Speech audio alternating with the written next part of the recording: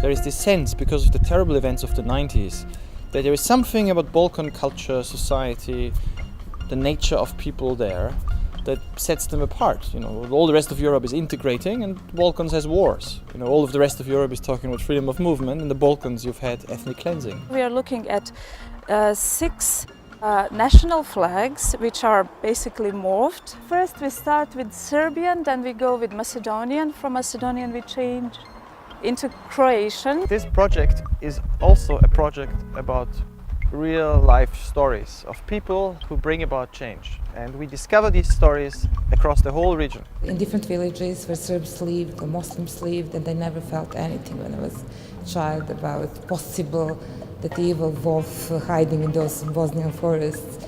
We spent too many years on the streets, not really doing what we were supposed to do, meaning to studying at our faculties or doing our jobs, but we were protesting against the regime. Many of the peoples of the former Yugoslavia really were kind of, they're kind of, I'm not saying a kind of family, but you could make a metaphor of a family of love and hate. In this blue color of the flag, Kosovo flag, and in these white stripes, one of our guys, the public face, we were seeing Serbian colors in that flag.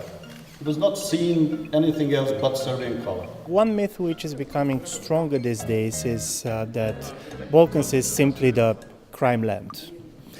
In the way in the 1990s, everybody coming to the Balkans felt obliged to report about nationalism and ancient hatreds. It's hard to explain, it's hard to transmit to people how intense and how profound this transition has been. People are not free in a sense of free will and a free way of thinking, that they can do something. There is a great deal of lost respect. Because they don't believe in politics, and it's exactly the same thing like with communism. They think it is a dirty play, you know.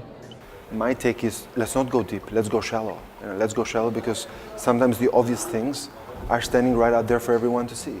And the obvious things right now, at least in places like Albania, where I come from, is that after 10 years of turmoil, things are pretty peaceful. Politicians, however miserable they are, they live politics without a bloodshed. This new generation should not be so much focused on the enemy, but on the goals. I believe that Europe is enriched by the fact that, you know, the Balkans are in this continent. Europe and the Balkans can only succeed together.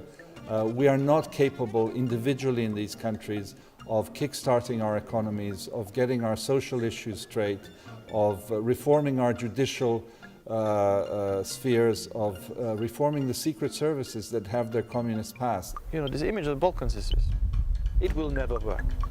This is what used to be said about Spain. That's what the French said about Spain 30 years ago. The English said it about the Irish. The Germans said it about the Poles 15 years ago.